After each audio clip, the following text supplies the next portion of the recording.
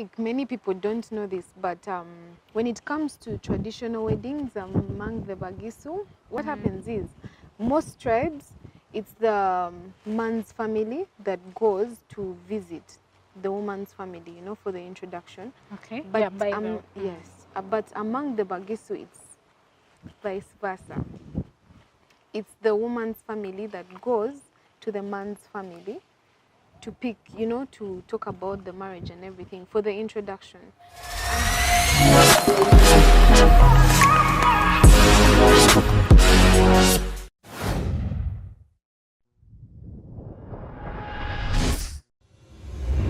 Design Sense Kampala, our partners.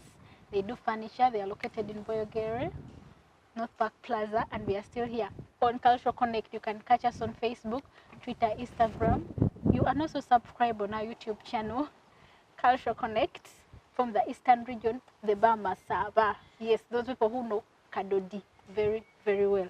Yes, Flavia, can you please continue with the story? Yes, so I was explaining among the Bagisu when it comes to traditional marriages, it's the woman's family that goes to the man's family.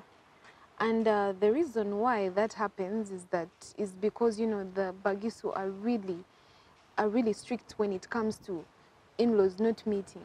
The reason why they do that is because they don't want the husband to meet the wife's mother. It's not allowed. So they will do everything for the two not to meet. The husband of the girl Yes, shouldn't so meet. the husband of the girl should not meet his mother-in-law. Okay. Yeah. So the girl's family goes to the Yes, boy's family. The girl's family goes to the boy's family for the introduction. But yeah, that is very unique. The truth is, I've never heard about that. Yes. Wow. That is something our viewers also need to know.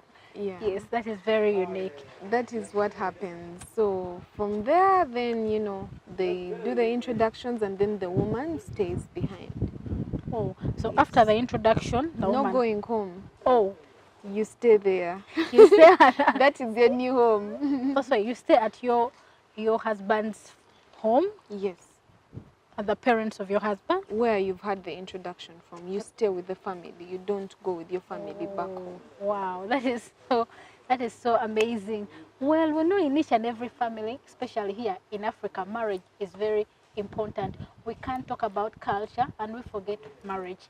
Well, Flavia, could you briefly take us through the marriage process, especially bride price? You, the Bagisu people, what exactly is a man supposed to bring? For example, if a man is interested in you. Well, what happens is if a man is interested in me and I'm interested in him, and, you know, we've talked about taking it a bit further, what happens is he talks to his family, and then, you know, what is the original tradition was woman's family has to go to the man's family.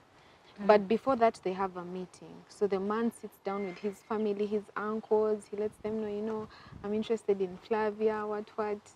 And then they set a date. They agree to come and talk to my aunties, my paternal auntie and everything.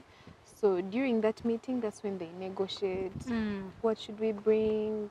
This, do you need that? That is how the bride price comes about. So when we're talking about bride price, do they bring cows, goats? Traditionally, what is a man supposed to bring to your parents? Well, a cock is a must. A cock is a must. One cock? Supposed to bring one cock? That one is a must. The cock is a must, and then, you know, the rest can come along, the goats or the cows. Yeah, depending. But he's supposed to bring one cock. That one is a must. Dear viewers, I think you've heard. Make sure if you're going for a girl from the Gishu region, especially here in Uganda, one cock is a must. That is what you shouldn't miss. Thank you very much for your time. We will be back with more about that story.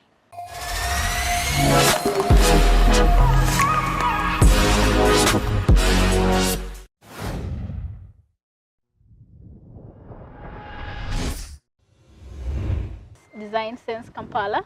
They're located in Boyogere, North Park Plaza. They do furniture. You can go there for all your furniture that you need. Well, we are still here on Cultural Connect with first runner-up Miss Tourism, Eastern Region, Flavia Nagudi. She will be telling us more about that story from the Gishu region. Well, Flavia, we know food is very important, Very especially here in Africa, since we are farmers. Food is, by the way, one of the unique things that we have in our tribe. We have what we call the kamalea. Kamalea. Kamalea. Layer. Yes, but some people call it amalewa. We have heard about Amaleo. Yes, but it's the same thing. So how it comes about, it's gotten from the slopes of the mountain, bamboo sticks, which are then, you know, dried so that to preservation and also the flavor. Okay. Yes, so they dry them and then they soak them in water to make them soft because they get hard after some time. Then, you know, you boil them so they become soft and then they cut them into pieces, put nuts, and you eat with matoke or posho, whatever you like. So, you said kamalea? Kamalea. Kamalea. Oh my God, it's kind of stereo. Kamalea. That is your staple food with nuts. Yeah. So what else do people from your region grow? Matoke. I think it's matoke and Irish. Oh, Sweet, I thought like it's Irish Bachiga in Western Uganda who do Irish. Well, you know, they have, the two places have something in common. They're both mountainous areas. Okay. So it's a bit favorable for the Irish. That is why. People don't grow anything else? Those are the things that are grown in big numbers. In big numbers. Yeah. Matoke. And maybe the coffee. Oh. Yeah. Coffee? Yes, grow coffee? Yes. Arabic coffee. It's important. Wow. Personally, I've known, when I talk about Bali, Mountain Elgon, I know that area is so much blessed when it comes to tourism. Actually, you can't talk about the Pearl of Africa without talking about tourism attractions like Mountain Elgon. Talk about Sipi, Sipi Falls. Talk about Semeika Kungulu Memorial Site. That region, I know it has to be so blessed. We cannot also talk about that very own region without talking about the famous. Talk about the Kadodi dance. How many dances do people have from your region? We have 12 dances in total. Yeah, all these 12 dances are carried out on a specific ceremony or event. Let me say, for example, when someone has died, there is a dance for that. When someone is wedding, there is a dance for that. When people are going to drink, there is a dance for that as well. Yeah. Wow, when someone has died, there is a dance when someone has died? Which type of dance is that? I've never heard about that. Well, it's not really, you know, dancing does not mean something. It's vigorous and everything. Yeah, but the dance is there. So in case someone has died, I've heard people from Nebi, they can mourn for like 3 days. How many days do people mourn in case you've lost a loved one? It depends on how long it's going to take for the burial. You know, because there are Bagisu who are Muslim, we shall not prolong the process because they have their beliefs and you know, yeah.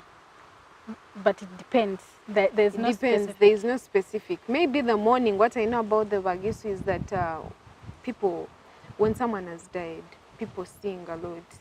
Like they sing while crying. They stamp the ground. Yeah. Okay. Well, our dear viewers, don't forget to follow us on Facebook, Twitter, Instagram. Subscribe to Cultural Connect on our YouTube channel. We also don't want to forget our partners, Design Sense Kampala. Yes, they do furniture. To see the chairs are looking so nice. We are really very comfortable here, and we are still talking about the Gishu culture in Uganda from Mountain Elgon. We want